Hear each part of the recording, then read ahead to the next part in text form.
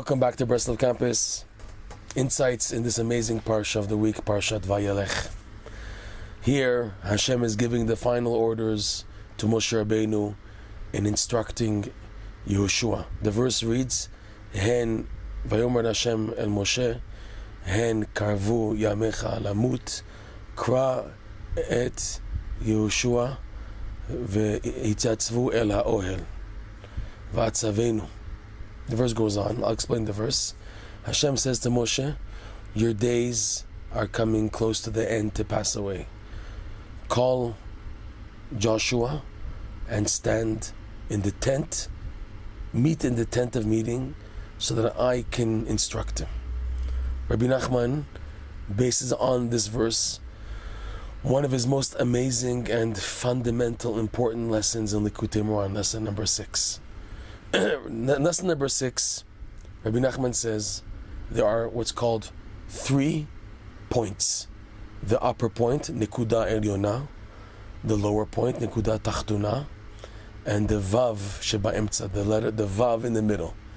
He parallels it to the parts of the letter Aleph. In the letter Aleph, you have an upper Yud, an upper point, a lower Yud, a lower point, and the Vav in the middle.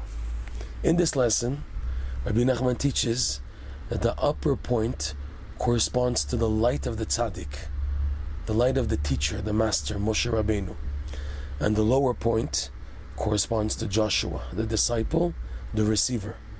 And the point that connects the master, the teacher, to the disciple, the Tzaddik to the disciple, Moshe to Yoshua, is this letter Vav, which corresponds to the tent of meeting, the meeting place, number 1, of the divine presence to the Jewish people, to Moshe Rabbeinu, but also it's the meeting place joining the Rav and the disciple. And in this lesson, Rebbe Nachman explains that the light of the teacher, the Tzaddik, is very bright and it needs a filter. The filter of this light of the teacher, of the Tzaddik, comes down to the disciple. And he explains, Rebbe Nachman, that this has to be the setup of all the Tzaddikim who were fundamental in passing down the Torah, the main body of the spirit of the Torah, to Am Yisrael. It has to be in the format of a Rebbe, a Tzaddik, and a disciple. So for example, we see a Rebbe-disciple relationship with the primary example, Moshe and Joshua. Then you have another example of Rabbi Shimon Bar Yochai, who wrote the Zohar, and his disciple, Rabbi Abba, who's the actual one who put together the Zohar. And you have another example of the holy Ari, the Arizal, the Ari HaKadosh, and his disciple, Rav Chaim Vital, who it's thanks to him that we have everything that we have today from the Kabbalah of the Arizal.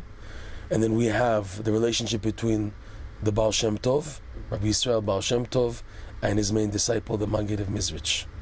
These tzaddikim are responsible for passing the spirituality of Judaism.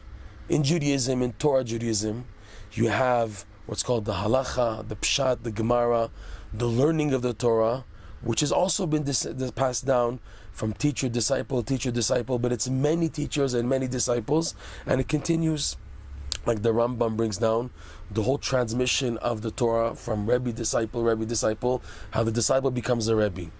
But here it's sticking out on these examples of the Baal Shem Tov, the Ari, Rabbi Shimon Bar Yochai, Moshe Rabbeinu being responsible for all the Torah for sure, but there's a spirituality existence of the Torah, which is in a format of a Rebbe and a talmid specifically. And it's in these examples that when coming to reveal Torah, that will awaken Jews who are trapped in the evil, Jews who are spiritually sleeping. So the format to wake them up has to be in this format of a tzaddik and a disciple. It's not enough just that there's tzaddikim, because the light of the tzaddikim is too bright. It's purposely too bright so that it can have a healing power. That's why it has to be strong. Yet the ones who can receive it and then filter it properly and then dispense and spread the teachings of the tzaddikim in a balanceable format that people can relate to it and advance and follow up, these are the disciples. In other words, to explain,